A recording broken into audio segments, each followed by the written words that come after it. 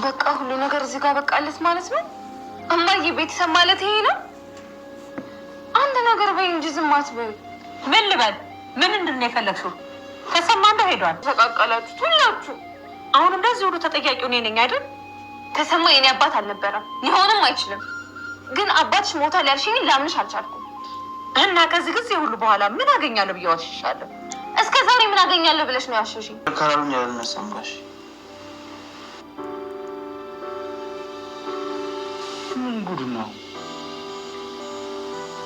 እሺ ቅርብ ያለው ተነስ። የምሮት ነው ጋሽ። ግን ደግሞ ሰሞኑን ከአንዲት ቆንጆዬ ልጅ ፍቅር ይዞኝ ያው ስራ ልሰራ ብሎኛል። ፍቅር ስራ ያስተዋል እንዴ? አይነት እዚህ ቦታ በጣም እየጨነቀኝ ነው። በቃ እኔ ቤት አይሻልም? አሁን እንደው ላየ እንዲስጣደፍ ደህና ስራ ያላት መስለም። መቼ ነው ግን አንተ ሰው የምትሆነው? መቼ ነው ግን ሰው የምትሆነው? ምን ማለት ቤታችን አንሶ ነው ወይ ብዬ እኮ ነው። እሺ ሽንት ቤት በር ላይ ቆመሽ እኔ መደንገጥ ሲገባኝ ጭራሽ አንቺ ነሽ ነው የምትደነግጪው? አይ ሰው ጠፍቶብኝ እኮ ነው። እርግጠኛ ነኝ ፍቅረኛሽ አስደግፎሽ ጠፍቶ ነው አይደል? አስደግፎሽ? አዎ አስደግፎሽ። እርግጠኛ ነኝ ሂሳብ ሳይከፍል ጥሎሽ ሄዶ ነው አይደል? የልጁ አወጣጥም አመጣጥም መጀመሪያውኑ ምንም አላማረኝ ነበር። እንዴ አንተ ልጅ ግን ጤነኛ ነህ? ኑሐሚን ከመኪና አደጋው ለትንሽ ተርፋለች፣ ግን ሆስፒታል ውስጥ ተኝታለች። በዚሁም ደግሞ ወዳጄ ነው ብሎ የሚለው የኑሐሚን አባት ጓደኛ ለልጁ በጣም ይፈልጋት ነበር። ልጁም ደግሞ ሴቶችን አሳዳጅ ነው። ከዚህ በፊት ኑሐሚንና ልጁ በሆቴል ቤት ውስጥ ኑሐሚን ከፍቅረኛዋ ጋር ሆና ፍቅረኛዋም ደግሞ የሱን ፍቅረኛ ወይንም ሚስቱ የነበረችውን በቤትና መኪናዋን ይዞባት የተሰወረው ልጅ ከኑሐሚን ጋር አግኝቶ አይቷ ከኑሐሚን ጋር የነበረው ልጅ ይሄኛው ልጅ ይዟት የመጣት ሴት እሷ እንደሆነች ስላወቀ እንዳታየው ብሎ ነበር ሽንት ቤት ብሎ በዛው የጠፋው። ይህም ልጅ ለአባትየው አባባ በጣም ትልቅ ይቅርታ አድርጉልኝ፣ ይቅርታ ካላደረጉልኝ አልነሳም እያለ ነበር። ምክንያቱም ይሄ ነገር በሱ ምክንያት እንደተፈጠረ ስለሚያውቅ። ከዛም በኋላ ደግሞ ምንድነው ብሎ የልጁ አባት ሲጠይቅ ወይንም ደግሞ ወዳጀን አገኘሁት ብሎ ልጁን ሲያናገረው ነበር።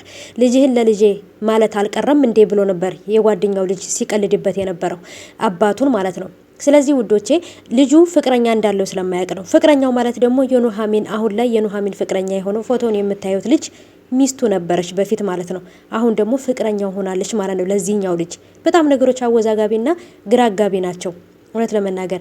ይሄኛውም ጓደኛው ደግሞ ሲያየው ኑሐሚንን ለልጄ እየተመኘውሽ እንደዚህ መሆን የለብሽም ነበር ብሎ ሕክምናውን ሙሉ ለሙሉ ሊያሳክማት ነው። ግን ደግሞ ኑሐሚን ልጁን ታገባለች ብሎ ስላሰበ ነው። ይሄኛውም ልጅ ይቅርታ በኔ ምክንያት ነው የኔ ፍቅር ይሄ ነገር የተፈጠረው በኔ ምክንያት ነው ይቅርታ አድርጊልኝ ሲላት እያለ በሚያለቅስበት ሰዓት ላይ አንተ ማነህ ብሎ ሲጠይቀው እኔ ፍቅረኛዋ ነኝ ነበር ያለው።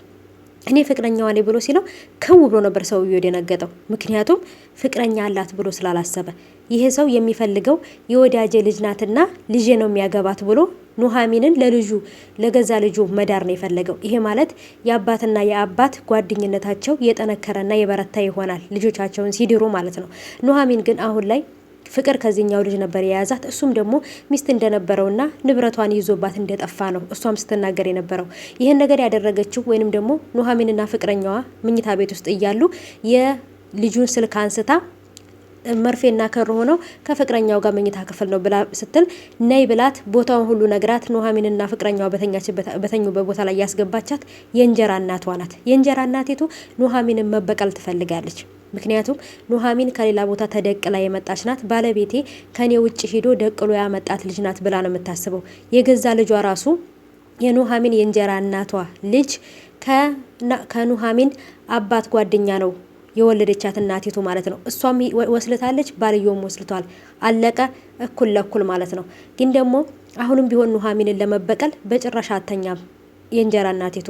ኑሐሚን ከዚህ ሁሉ ነገር ወጥታ ስሜቷን አረጋግታ ራሷን ወደ ራሷ ትመለሳለች ብዬ አስባለሁ። በጣም ታሳዝናለች።